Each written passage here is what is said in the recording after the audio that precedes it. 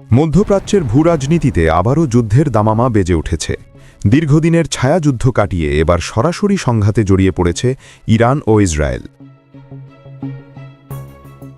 যুক্তরাষ্ট্র ও ইসরায়েলের যৌথ সামরিক তৎপরতার মধ্যেই ইসরায়েলি ভূখণ্ড লক্ষ্য করে শক্তিশালী ব্যালিস্টিক ক্ষেপণাস্ত্র ছুড়েছে ইরান। ইরানের এই পাল্টা হামলায় কেঁপে উঠেছে পুরো ইসরায়েল। বিশেষ করে উত্তরাঞ্চলে মুহুর্মুহু বিস্ফোরণের শব্দে তৈরি হয়েছে এক বিভীষিকাময় পরিস্থিতি। সাইরেনের শব্দ আর ক্ষেপণাস্ত্রের গর্জনে সাধারণ মানুষের মধ্যে ছড়িয়ে পড়েছে আতঙ্ক। আজকের প্রতিবেদনে আমরা জানব ইরানের এই নজিরবিহীন হামলা এবং ইসরায়েলের প্রতিরক্ষা ব্যবস্থার বর্তমান পরিস্থিতি সম্পর্কে।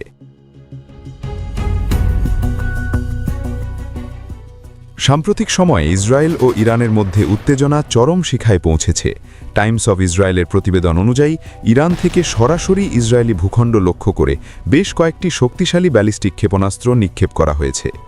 ইরানের পক্ষ থেকে কমপক্ষে 2টি ব্যালিস্টিক ক্ষেপণাস্ত্র নিক্ষেপ করা হয়েছে বলে প্রাথমিক তথ্যে জানা গেছে। ইসরায়েল ডিফেন্স ফোর্স আইডিএফ জানিয়েছে, ইরান থেকে আসা এই ক্ষেপণাস্ত্রগুলো শনাক্ত হওয়ার পরপরই উত্তর ইসরায়েল সহ দেশটির বিভিন্ন প্রান্তে সতর্কতামূলক সাইরেন বাজানো হয়েছে।